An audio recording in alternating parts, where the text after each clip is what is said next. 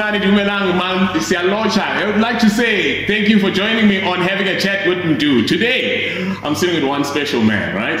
This man, for me, is an all-round hustler. His name is Mr. Stanley Ncube. Welcome, sir. Thank you. It's so great to have you on my show. It's a privilege for me to be on your show. So, quick one. I want to find out from you, who's Stanley Ncube? What do you do? Because it's going to take me some time to try and tell people what you do. You have so many umbrellas, you have so many titles that you hold. I think in one way I'm a hustler. No, like in two ways. Yeah. I'm a hustler. That's what I am. Mm-hmm. So I am into printing and advertising, and then I have my clothing label. And also, I'm an author and a motivational speaker. Wow. So, where were you born? I was born in Zim in 1970, and I came to South Africa in 2000, just the beginning of 2000. So now tell me, what made you to take that decision and say, you know what, I'm going to go to South Africa. I want to leave Zim. Was it, and what was the situation on your side? I had already started businesses in Zim in 1992.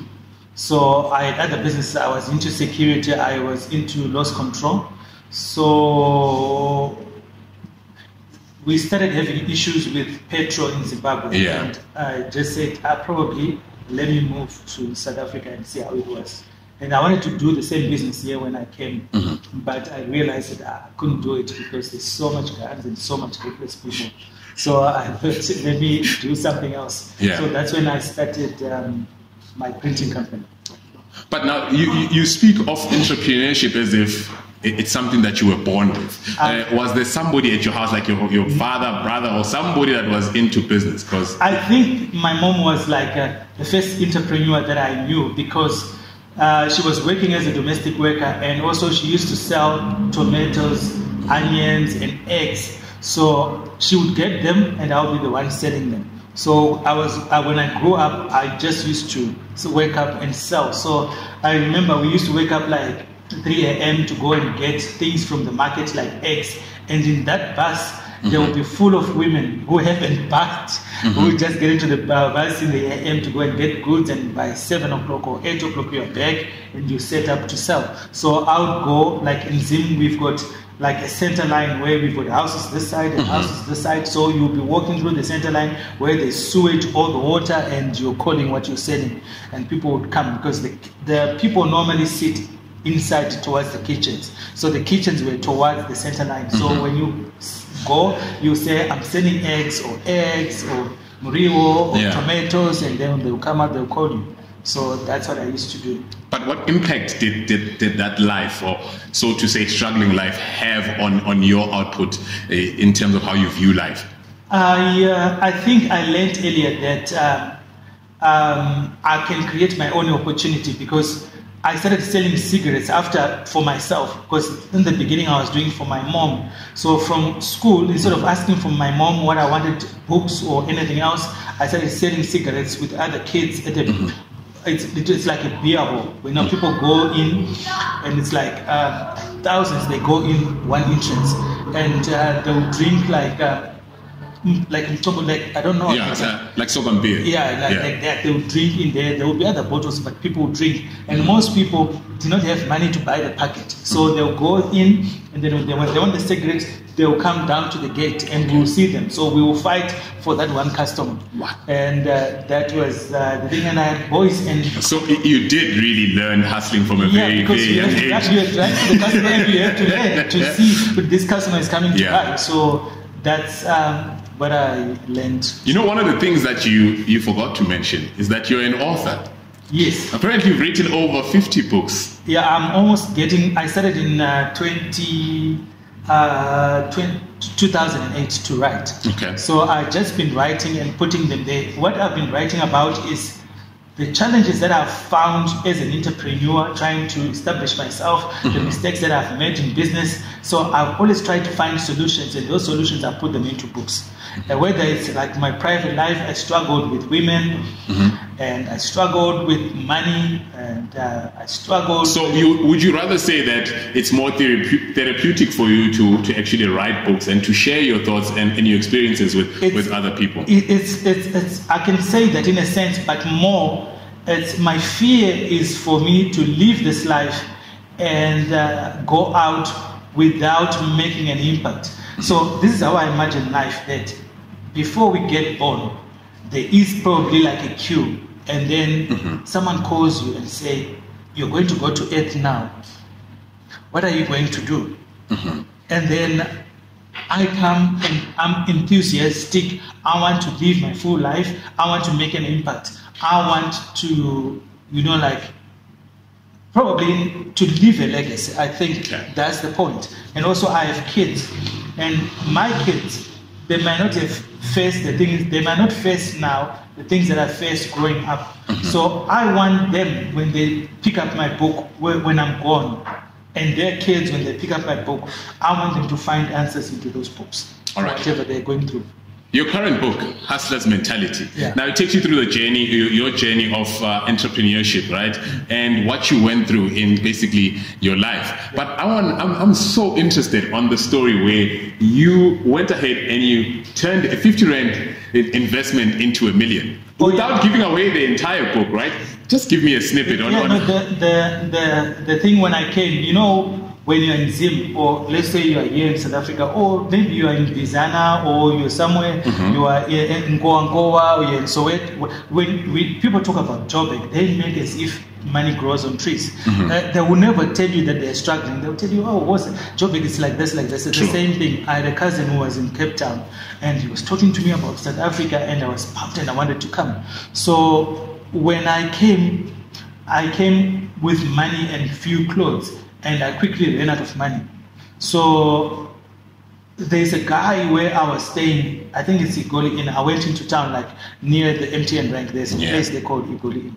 That's when I arrived there.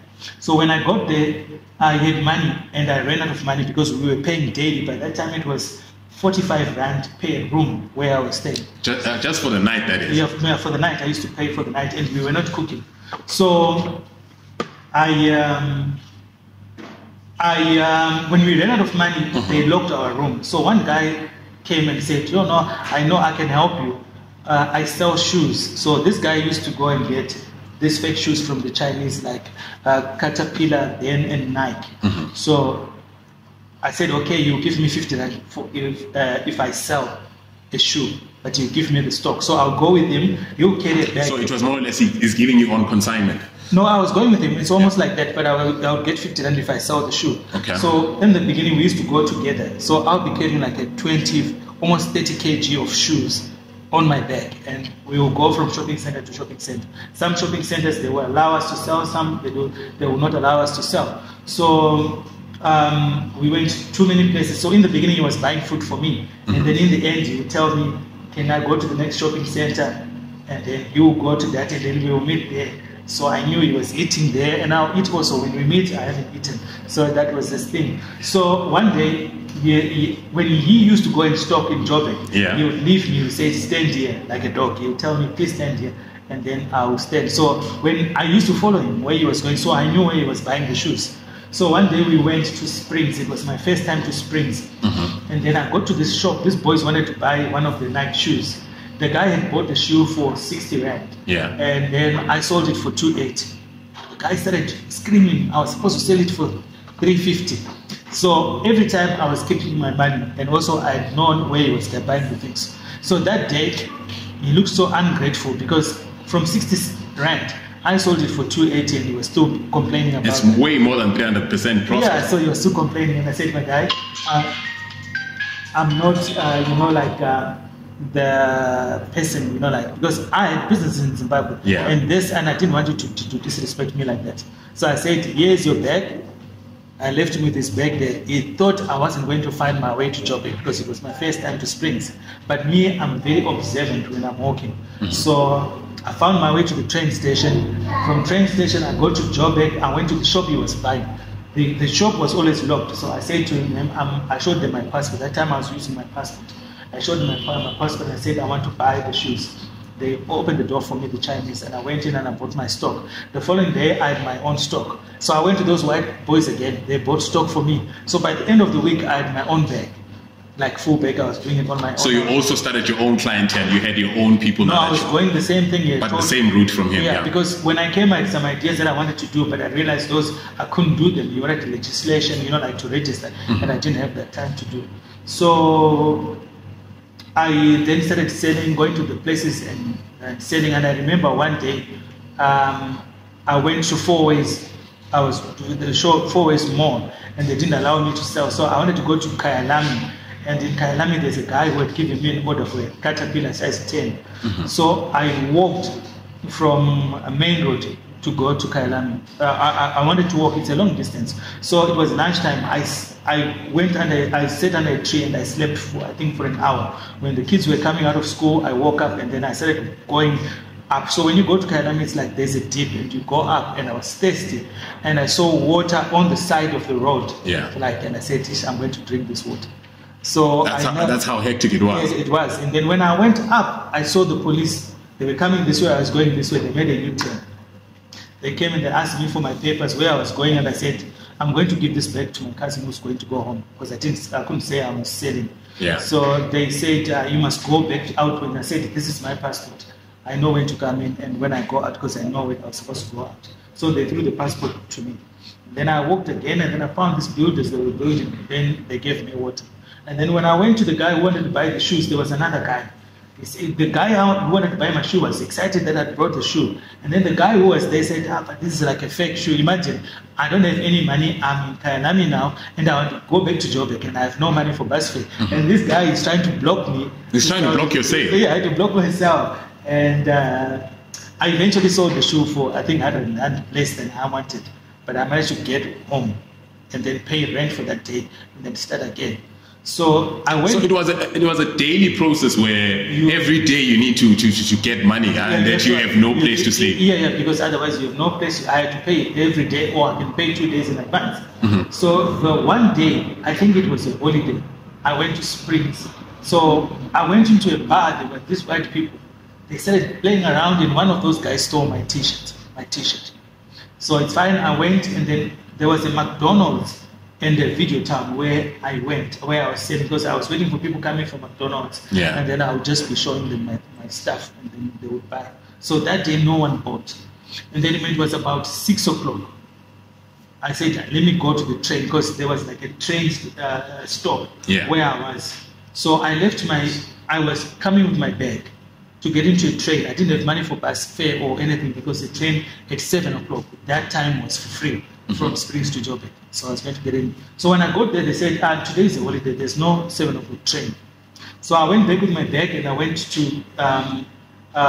video time. And then I said to the guys, I've got my bag.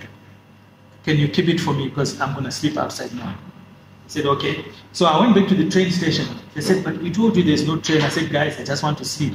And it was in May, it was cold. And then they said, okay, you can sleep there. So I picked up some cardboard boxes, and then I put them on the bench and I slept. That day, I couldn't feel my legs. It was very cold. So by 4 o'clock, the train started again. They woke me up, and I started walking at 4 a.m. So now you have to walk back to fetch your stuff. Oh, yeah, but it was closed. It was closed. Yeah. So I sat there in the cold until the sun started coming out, and then I fell asleep on the side of the wall. So when I woke up at about 9, about 8:30 to 9, I went across, there was a mechanic there, and then I asked him for 5 rand, and he gave me, and then I bought, I've never eaten pap so nice than that pap for 5 rand. And then didn't have any relish, no shame, no nothing. But it was very nice. I think it was soup and pap. Yeah. It was very nice because I hadn't eaten the previous day, and then the night I didn't eat it. That was my first meal. The following went almost like 24 hours later. So I then started selling that day. I sold a few, and then I said, I guess I'm going to stop it. I'm going to focus on my sign writing, because I was a sign writer. I used to write with paint on the walls. So I went back to Joburg, and I gave these guys to just sell my things to Flock. And they sold my things. It was Easter, I think, at that point. So I managed to get money to pay for the Easter. And the Monday, I was left with 100 rand. And then I had seen brushes for sign writing in Centurion. So I took a taxi from Joburg to stop 12, Oliver. Yeah. So when I got to stop 12, I didn't have money to get to Centurion. So I had to have that distance to walk into Centurion. So I walked and I was sweating and it was hot. I got into Centurion, I bought the brushes. So I went into a BP garage and I said to them, I'm a sign writer. I said, oh, okay, can you write business hours for us then? I said, how much? I didn't know how to charge it. I said, 50 rand. So now I had no money and I still have to come back to Joburg. So they gave me, and I wrote, they gave me 50 rand. I had now money to go back to Joburg. But did that not show you that at that point that you could make money out of your printing, your pen writing? I knew I was going, but I had to prepare. I knew I had to, because I think the most important thing that I learned earlier on was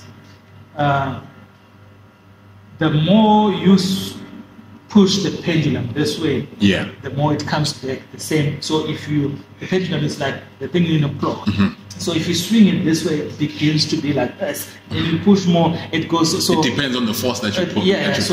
The more I would approach people, if let's say I approach 10 people, maybe 2 will come. If I approach 20, then maybe I have 6 sales. So I knew I was going to get the numbers that way.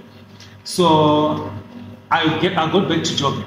When I got back to Joburg, I didn't pay because it was not enough. Yeah. So I got a taxi to run back. Then I dropped off at Santon Clinic. And I started going up the road.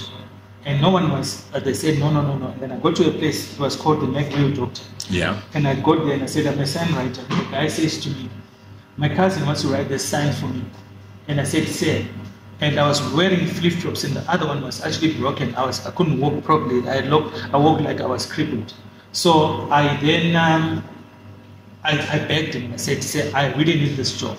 I know you've got a cousin, but I really need to give me this job. He says, okay. I wrote in 20 minutes, I was done. It was like a sign that rotates at that time to write make wheel, and then the other repairs. So it will be flipping down, say make wheel repairs, make wheel repairs.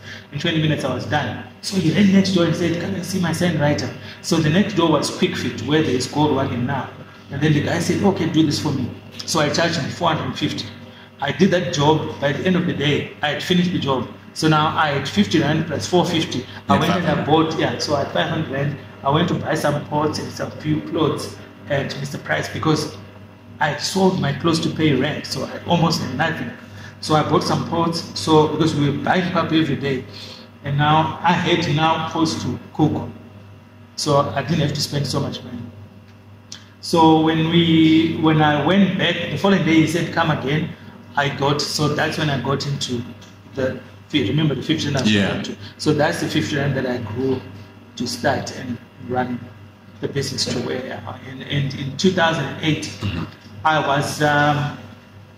was in Edenville, and I had moved into my girlfriend's place at that time, and I had no money, and she said to me, I think we must take a break. And I had no money. Basically, you were being dumped for being broke. Yeah, I was in a house. And at the house, I had helped her to build the house. I had helped her to buy and build the house, and now she was dumping me. That's another story for another day, how we get used as gentlemen, but it's fine. So, by luck, I went into a shop. They were renovating a shop, and being a sign writer, I realized there was some movement, something was coming up. Mm-hmm. So I went and asked, who's moving in here? And then they said fish and chips. Then I said, where's fish and chips? They directed me to Orion Building, the tallest building in Edenville when you're going to the airport. Yeah. It's called Orion Building. I went there. Fish and chips were just starting their franchises. They had a small shop there, but they were building across the road their offices. So when I got there, I saw Nelson and his mother, Emilia. Yeah. And I said, I do signs. The mother quickly said to me, no, we've got our own sign writers. And Nelson said to me, no, okay, I want to show you something. So he walked with me to the new building and asked me what was wrong with the sign someone had done. I explained to him and he liked my idea. And then he said, please phone me after 2 weeks. I'm going to go to Cape Town. When I come from Cape Town, I want to meet up with you. So in 2 weeks, he went to Cape Town and then he came. I started phoning him. He didn't pick up. And then I phoned him again. And then eventually I got him. He says, come. When I went there, he says, Stan, can you go to R50? can you measure the shop for me? I went to R50, I measured the shop, I gave him a quotation. I think it was 18 to 15,000. He says, okay, go ahead. I went and I did the shop in 2 days. I finished. And then he says, okay, go to Carlton Center. Carlton Center, they were opening a new, old-fashioned fish and chips there. There was Baby Jackie at the shop there. I remember, just next to the movies, yeah. So we went and I did the shop, and he just came, and I went and rented like a storage in Honeydew, and then in some few months, I just woke up, I was a millionaire, because now they were giving me shops to do like, on a daily? Yeah, on a daily. So a week I used to do 5 shops. So in a month I used to earn about $500,000.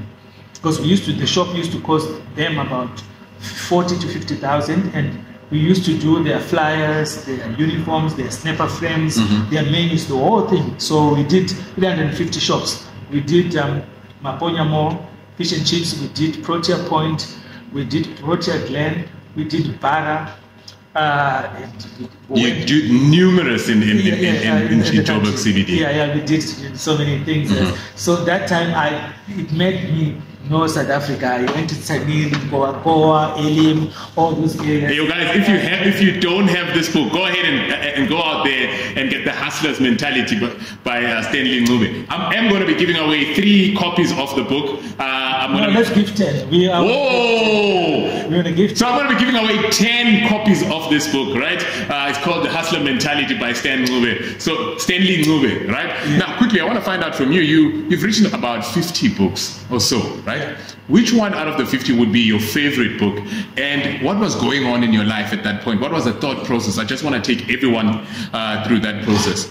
You see, I want everyone to get money, because we think every problem needs money. Yeah. So we think I'm guilty of that. Yeah. So we think when you get a problem, you need money.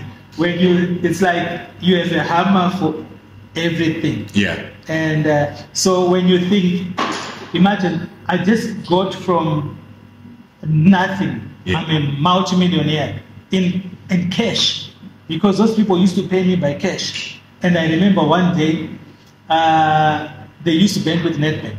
So I was collecting a check on a Thursday, because I used to get paid every Thursday, every 2 weeks. Sheila's Day. Yeah. So I used to get paid on a Thursday. So I went to the bank, to Nedbank, and I said, guys, they knew me because I was cashing checks there. And I said to them, guys, on Thursday, I need 450,000. Please, can you make sure? Because the bank does not always have that kind of money in the bank. They don't have. You have to ask for it. You have to book for the money. So I got the check, and I went to the bank. I said, Stan, you don't have the cash, but we found cash for you. Go to Festival Mall, Kempton Park. When you go there, see this person. I said, fine. I go to Kempton Festival Mall. When I got there, the bank was full. And then, like people, the queue was just like a snake like this. I got in and I'm saying, please, can I see this person? So they moved me to the front. And people are starting to complain. And then the bank manager said, hey guys, when you have money, you make an appointment to the bank. And then people started to keep quiet. And then they started putting money in front of me. I was robbing the bank in front of everyone. Have you seen 450,000 in cash?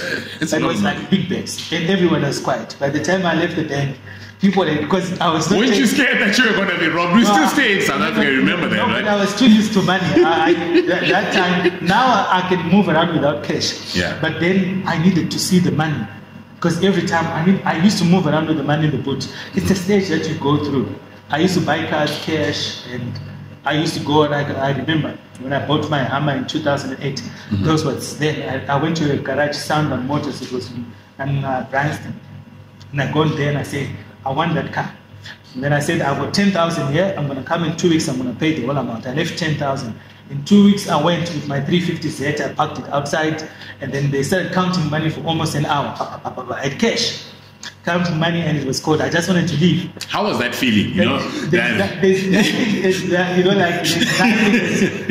a good feeling that you get from just buying a car. Just being able to afford. I think if we just break it down to the simplest, just being able to afford. Not to have money to just, that time, I'd go to Woolworths Like I'll go to Checkers, remember, during the month. Yeah. And they're trying to tell me about specials. And I didn't care about specials. I had money. Don't tell me buy this, you're going to save 2 rand. I had money, so I didn't care about that. So I went and I bought the car. I left my 350Z there from 10 a.m. And I came to pick it up in 8 with a girlfriend to pick up the car because I left there the whole day. Yeah. But it's nice to have money. It's nice to have money. I remember one day I went with some shorts. I went to Cresta at Levi's. I used to like Levi's. Yeah. So I went into the shop. These people, I'm picking up things. I'm wearing shorts and some slippers. And I wore a white t-shirt. You know me with white t-shirt. A white t-shirt and some shorts. And I started picking up things. These people are looking at me. I'm putting there. So I go to the counter. No one is helping me because I didn't look like I had money. So I go to the counter and say, how you pay? I said cash. I take out the one pocket. I had 10,000 and I put it back and I take out the. They started running the whole shop. They said, we want to phone our manager. We want to give you a discount. So I bought things. They carried my things to the car. That's how money makes the world go round. Money is good. So now, Stanley, quick one. The power of positive mentality. What does that phrase mean to you?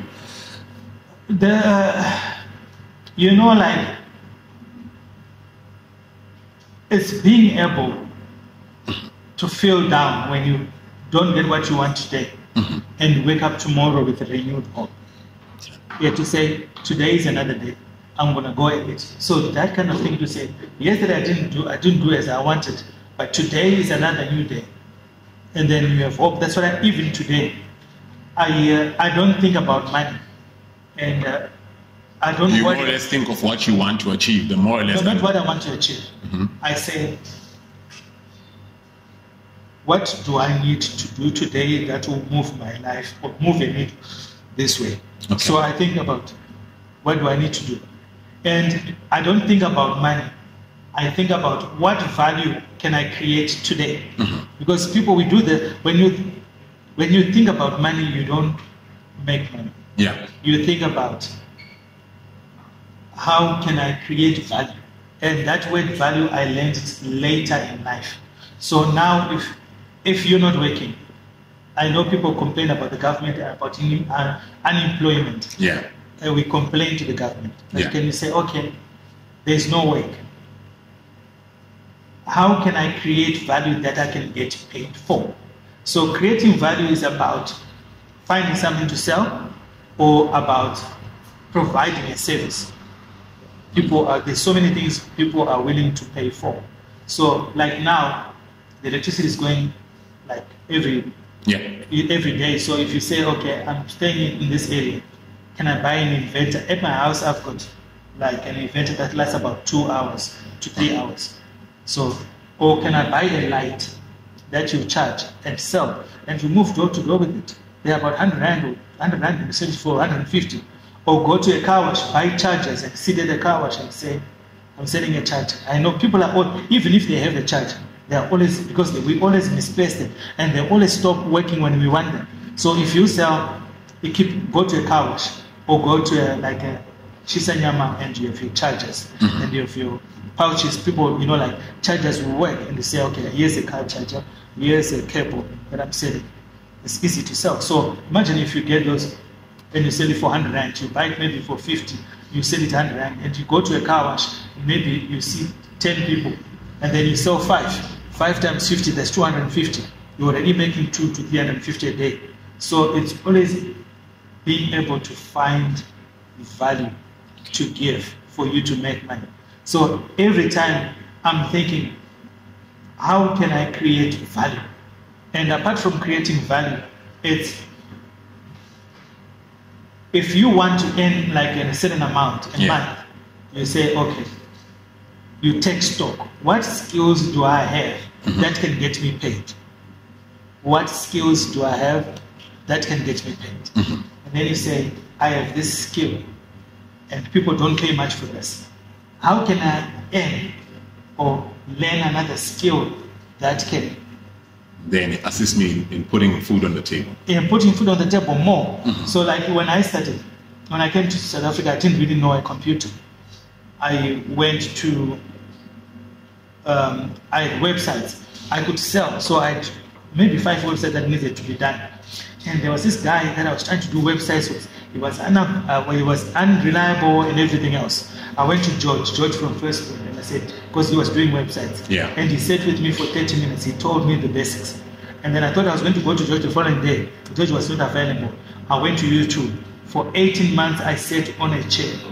I pawned everything in my house. I only had a computer and a heater and my bed. Everything I... So you taught yourself how to do graphic designing? I taught myself how to do graphic design. From just watching YouTube videos? Yeah, because people have no patience. Designers have no patience.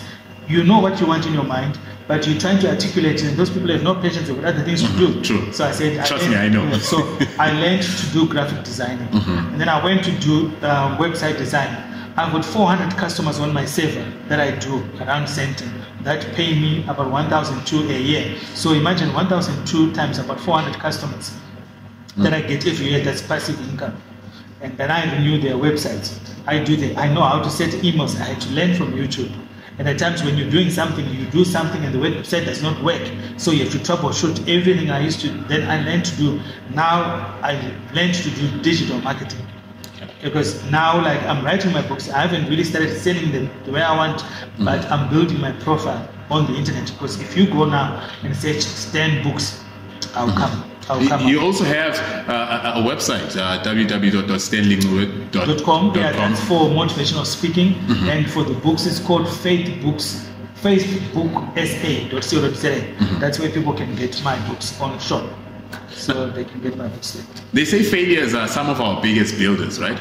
What would you say were some of your failures that propelled you to greatness? The failures that I think failure is the best teacher if you allow it to be. Okay. So if you fail something and you go back and say, what can I do better next time? And then you look at it, because to fail, people hate failing. Yeah. But when you go to the gym, you start maybe doing push-ups and you failing, and then when you continue to do, the muscles are building up. Yeah. So true. That's it's a process. And also, it's success. I think it's a combination of a lot of things. It's about resilience, and it's also about imagination. They say imagination is bigger than education. So if you can imagine something in your mind, and with feeling, you can be able to touch it. Like I remember when I was struggling, I had a flat in Preston. When I came in 2000, I bought a flat in Preston for 210,000 in my bank, and I had a car. So at that point, I was struggling. I couldn't pay. My car was 1,005. My bond was about 1,008. Yeah. But I couldn't pay. I was struggling. So I wished I worked from a franchise shop. That's when I got fish and chips. But I remembered later on that the thing that I wished for at that point, because I was really like in my feelings when I said, because I knew the franchises. So the universe aligned with your desires. Yeah, the desire, because I put it out there. I wish I could do. And then this putting out things is with feeling. It's not just a wish. It just came deep down. If I could get this, it could set me up for life. Because a franchisee, you also added effort onto that. Yeah. So the franchise, what it does is you fight for prices in the beginning, and they don't ask for a quote as you go. So I'll go to a shop. They'll tell me go to a shop. Because we had like a schedule for the whole year. They'll tell me this month we've got these shops that needs to open.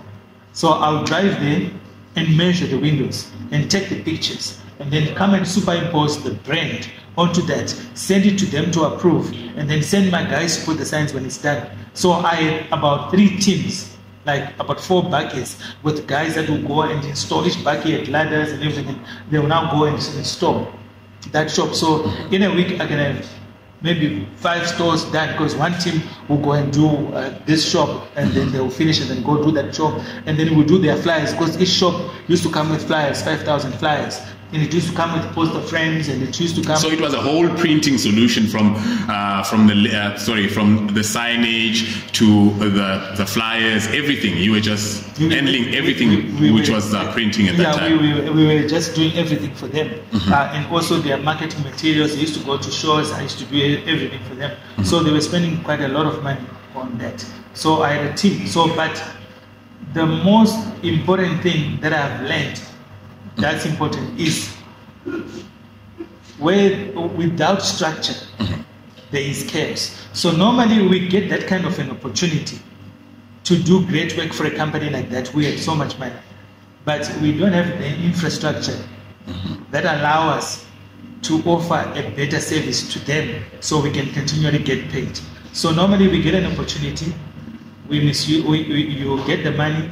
I've had people that have got good opportunities. They get the money, they get mad. They have no money so they can't. So where there is no structure, so to put structure, for me to be able to do their shops and be able to do that for almost 4 years means I set up a structure in place.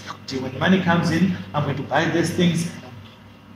Then my team is going to go and do this, and I never had embodied it through those years when I was working for them.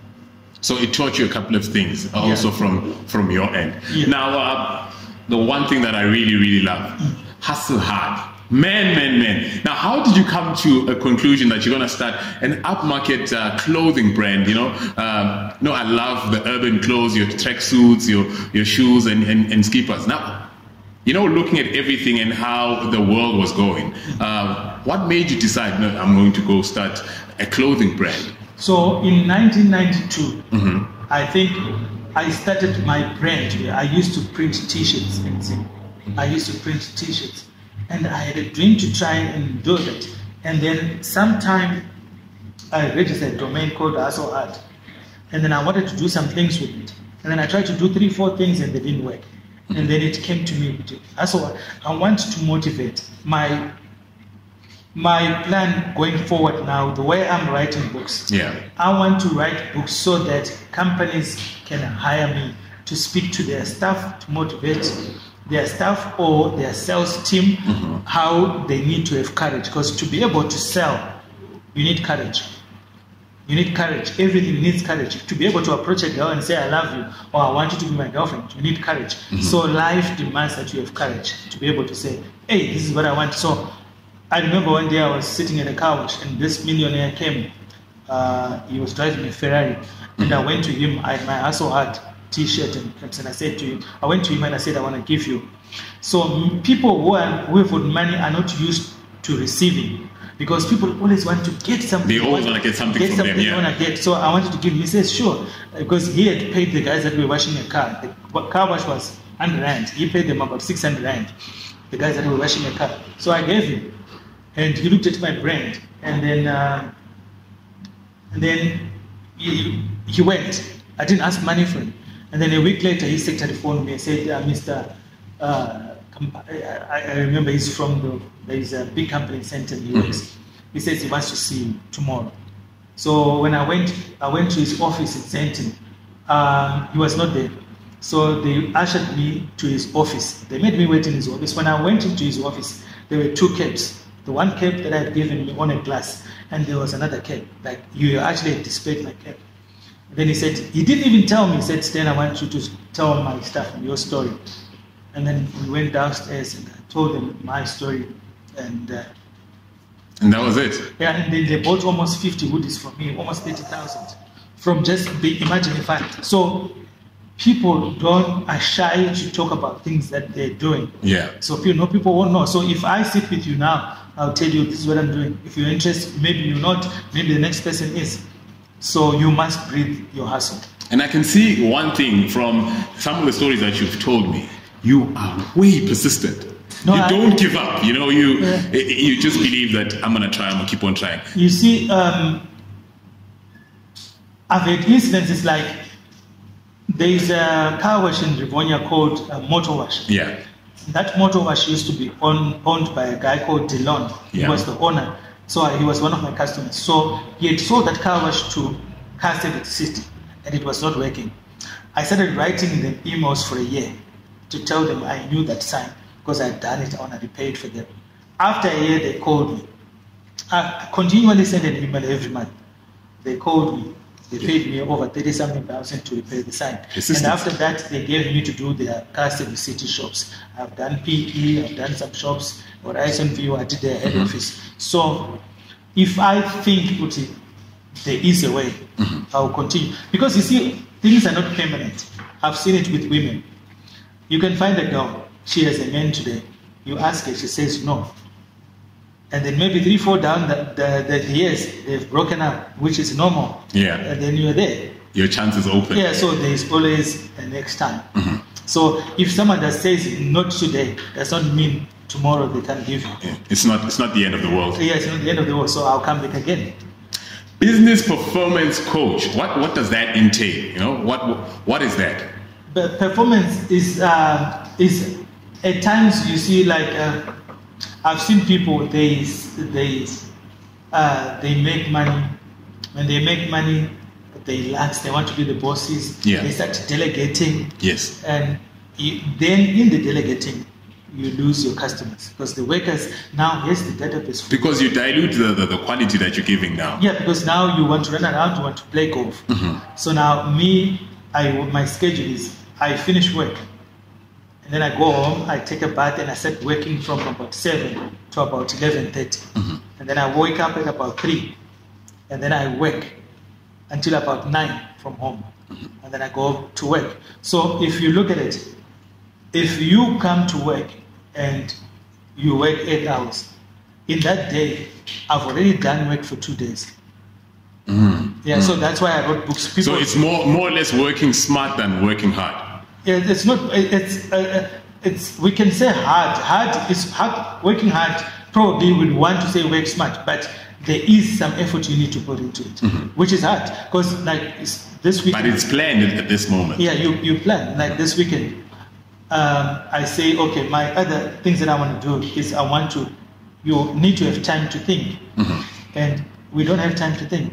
We're just going around. So I say, I want to improve this area of my life. And then I ask myself, I say, what question do I want to answer for me to be able to improve that area? That's how you think. Yes. Because if you go and say you want to think without a quality question that you have, you won't be able to come up with good answers for you. So to be able to think. Man, you're giving me a lot to think of. And also to be resourceful. Resourceful means not everything needs a hammer or needs money. But how can I creatively solve this problem? And how prudent can I be with my resources, with money? Because money is not money. We look at money and say, it's for buying this. It's a resource for you to put your business forward.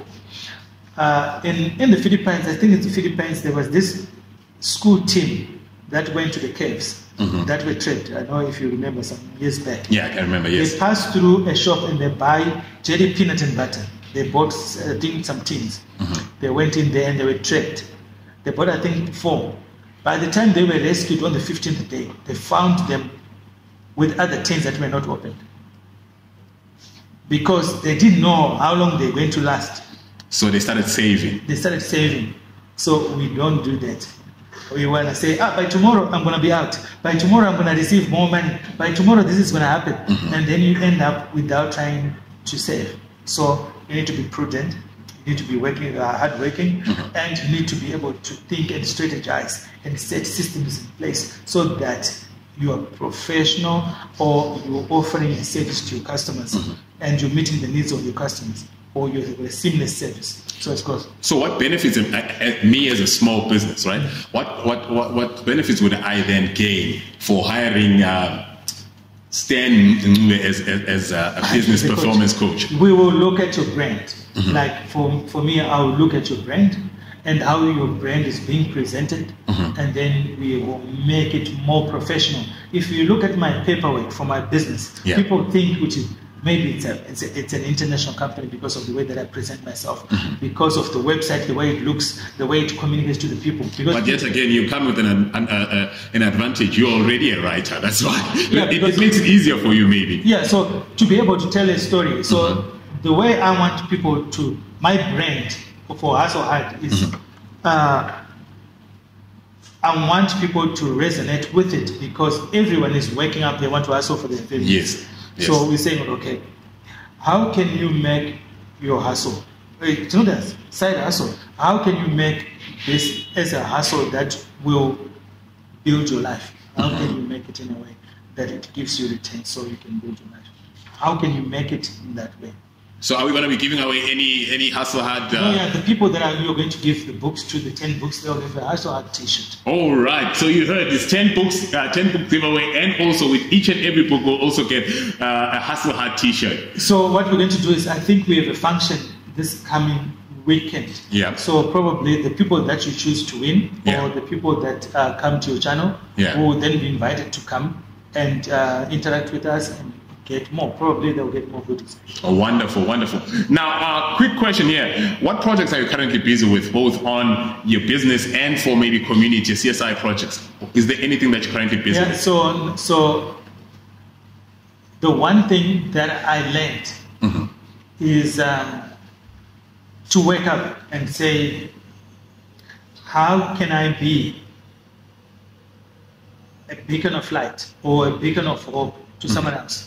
I like to help people, but I don't help people that are sitting on the street corners. I want to help someone, give them my resource so that they can help the next person. I remember I was... Like we are doing right now. Like, I don't know, we're giving these people, I don't know, you are giving. So I was in Checkers the other day, and I saw an old man, he was trying to count coins.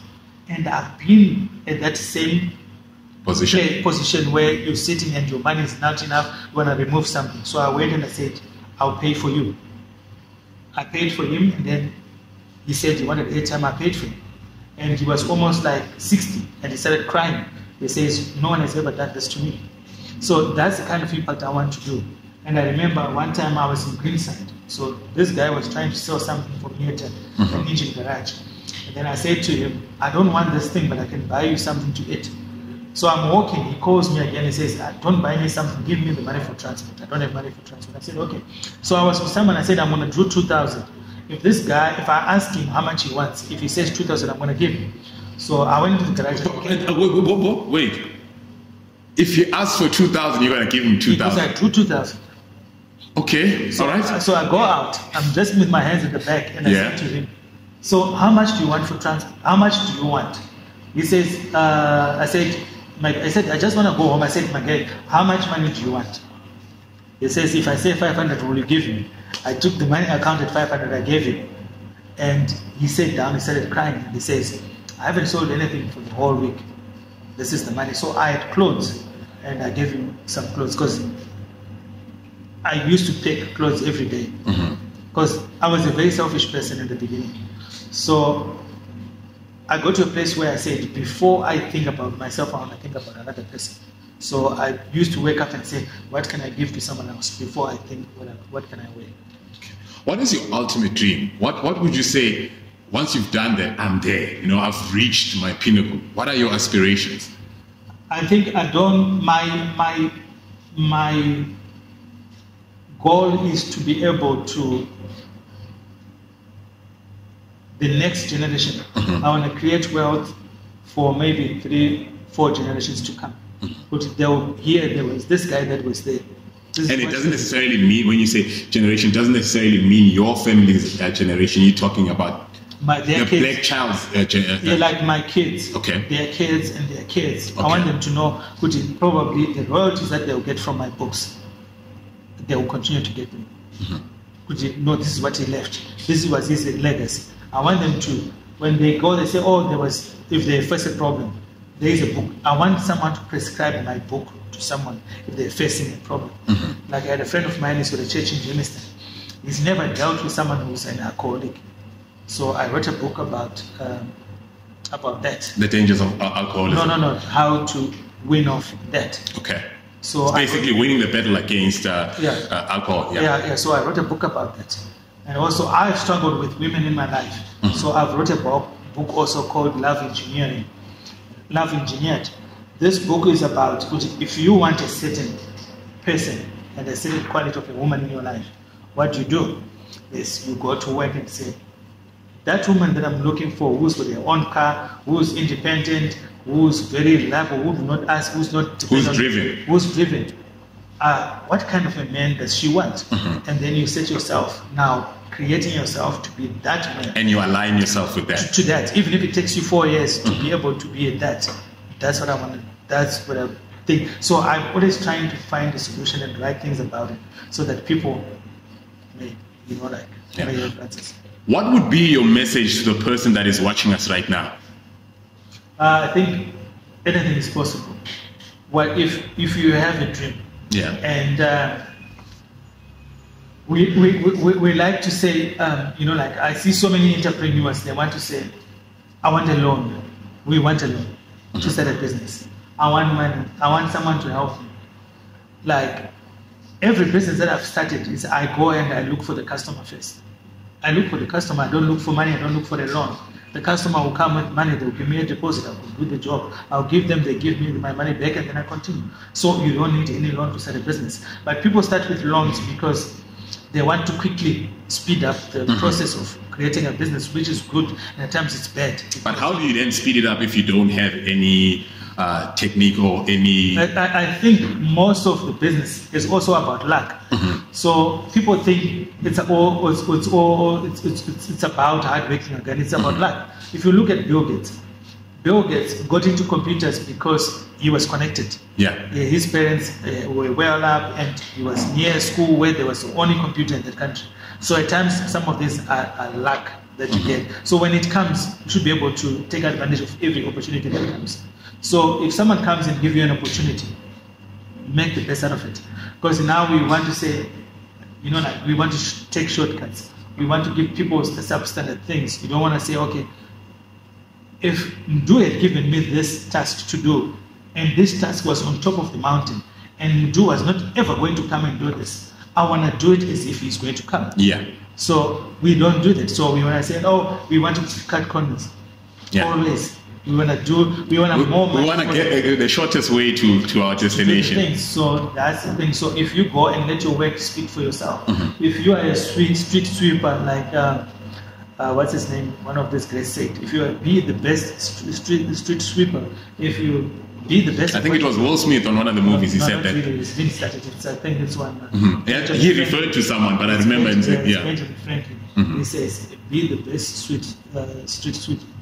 So whatever you do, be the best. Strive to be the best. On everything, try to be the best. Try to be honest. Try to be prudent with the customers. People get money, they start buying things before they finish the job. That's what happens with tenders. Like, I can give you an example, like for Spoo. I've been thinking about Spoo over the weekend. What Spoo did is, I think at one point, Spoo had no money, he was just a DJ. And I'm not sure, but I heard this story that at one point he was coming into South Africa from the airport. He saw, I think Edward saw him going out with his Spoo's wife. At the thing. I think they were having moments. But Spoo went and he says, how can I create value for myself so I can have more money than like this guy who's taken my wife almost to be. And he built himself. And he built himself to be like that. But does Edward Sodi has the ability to build a business himself like Spoo? Maybe not, because probably they came and they said, oh yeah, there's this one fit.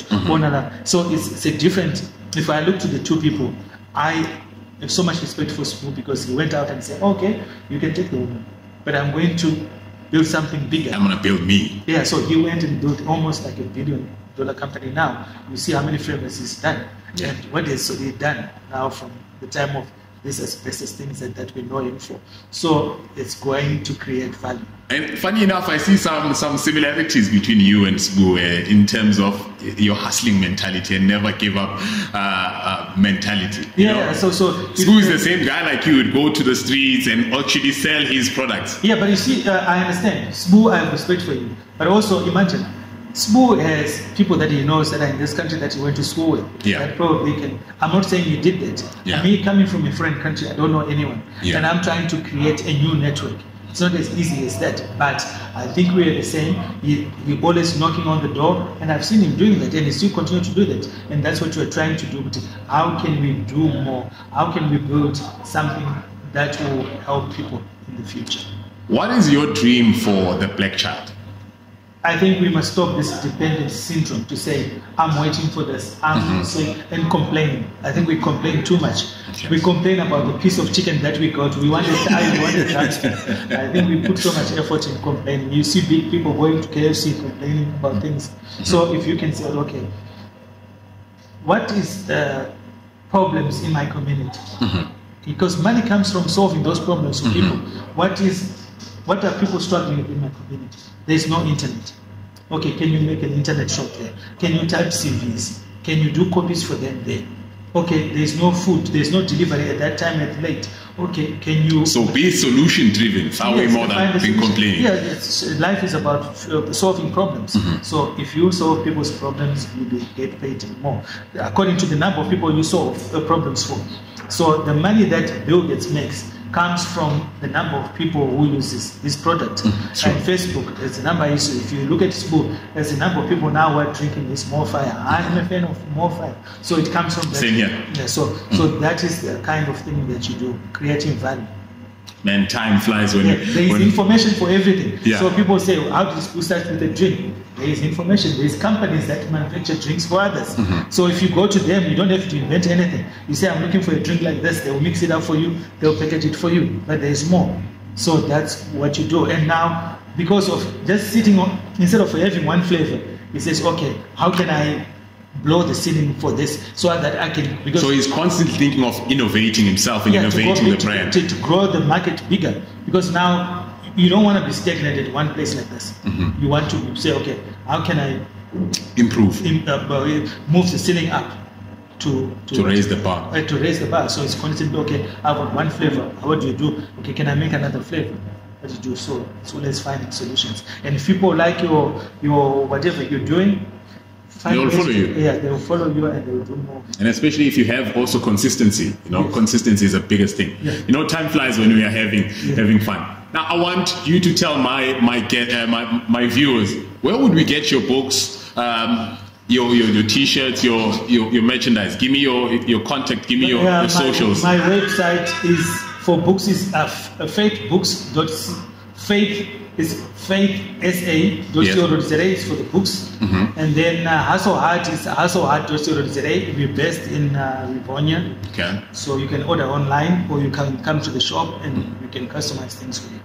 And also for your motivation? Motivation is stanleyncube.com. So you can, if you want me to speak to your team, to your sales team, if you want me to motivate them so that they can increase their thing, we have performance. Performance. We have also books that talks about sales.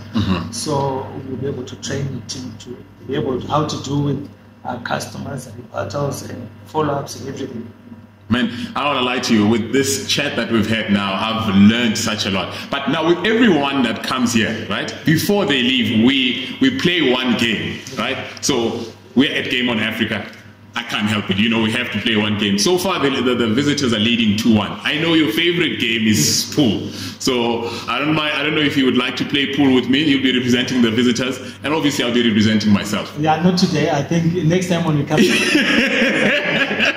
it's space there today. I think I'll take you on this. You'll take me up on this. All right, for today, then I will then score a point for myself, then which then equals me to 2-2 with the other visitors.